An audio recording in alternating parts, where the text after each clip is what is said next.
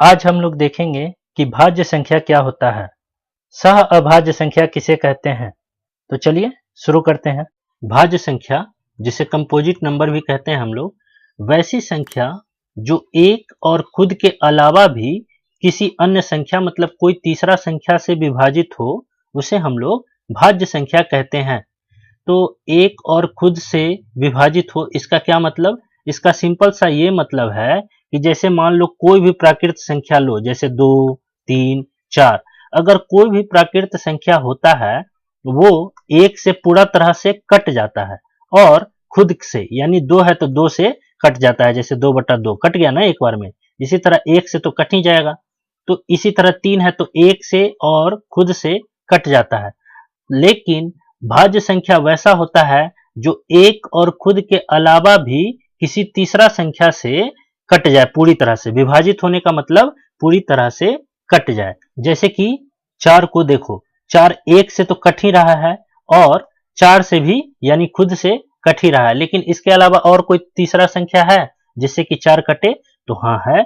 जैसे देखो 4 है जो 2 से भी तो कट रहा है, 2 दूनी 4, यानी 4 जो है एक और खुद के अलावा भी कोई तीसरा संख्या यानी 2 से कट रहा है। इसका मतलब 4 एक भाज्य संख्या है। मतलब कि कम से कम 3 संख्या से विभाजित होना यानी 3 संख्या से पूर्ण रूप से कटना जरूरी है। 3 से ज्यादा हो सकता है लेकिन 3 से कम नहीं होना चाहिए। चलिए इसका एग्जाम्पल है, जैसे कि 2 है, 2 एक और 2 के अलावा कोई तीसरा संख्या है जिससे कट रहा है? तो नहीं, कोई तीसरा संख्या नहीं है। इसी तरह 3 भी एक और खुद के अलावा यानी 1 और 3 के अलावा कोई तीसरा संख्या से 3 नहीं कट रहा है, लेकिन 4 तो कट रहा है।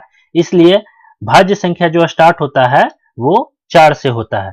एक तो सिर्फ एक ही से कट रहा है और कोई संख्या से तो कट ही नहीं रहा है, और भाज्य संख्या होने के लिए कम से कम 3 संख्या से कटना जरूरी है।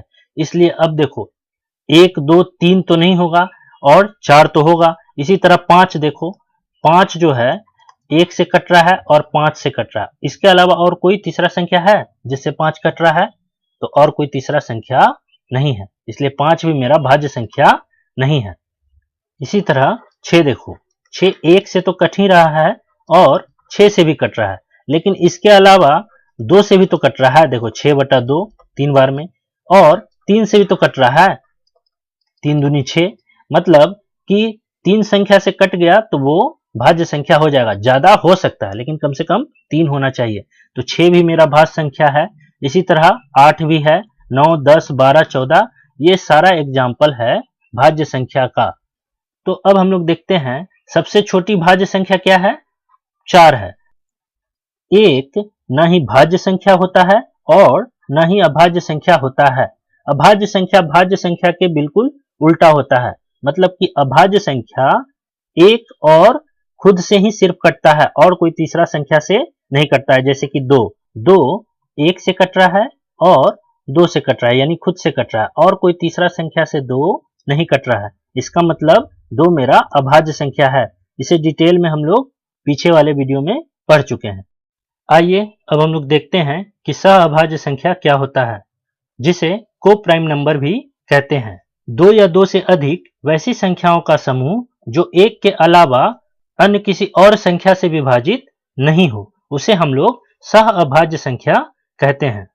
इसका मतलब ये हुआ कि 2 या 2 से अधिक वैसा संख्या का समूह जो आपस में एक दूसरे से नहीं कटे।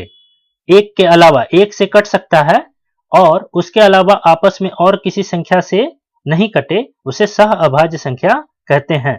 और सहअभाज्य संख्या का HCF यानी महत्तम समापवर्तक हमेशा 1 होता है। आइए इसे कुछ एग्जाम्पल से देखते हैं। जैसे कि 5, 7, 5, 7, जैसे कि मान लो 5/7, ये आपस में कट रहा है? नहीं कट रहा है। हाँ, 1 से तो कट ही जाएगा, 1 से 5 बार में ये, 1 से 7 बार में ये।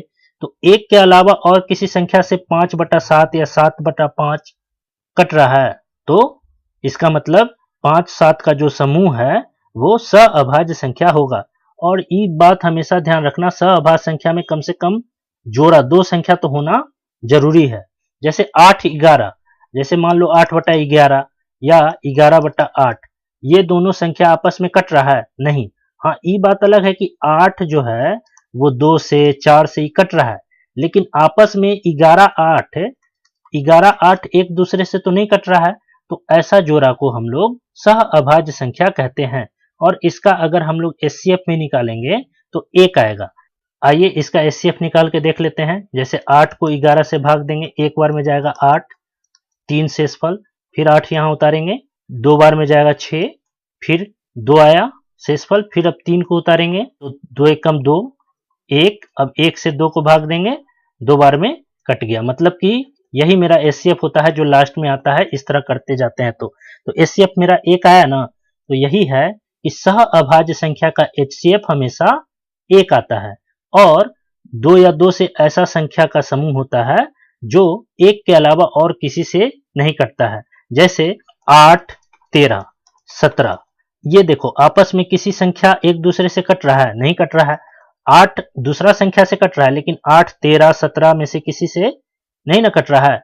तो इस टाइप के समूह को हम लोग सह अभाज्य संख्या कहते हैं। अब जैसे कि 16 8 है, तो देखो 8 दूनी 16, तो ये तो कट जा रहा है, तो इसका मतलब ये सह अभाज्य संख्या नहीं होगा। जैसे कि 12 16, अब देखो ये 2 से कट रहा है, 2 छके 12, 2 अठे 16, और कटते ही जा रहा है, तो जो कट गया तो वो सह अभाज्य संख्या का जोड़ा नहीं होगा, यानी सह अभाज्य संख्या नहीं होगा। आज के लिए इतना ही। इससे आगे का परिभाषा हम लोग नेक्स्ट क्लास में देखेंगे।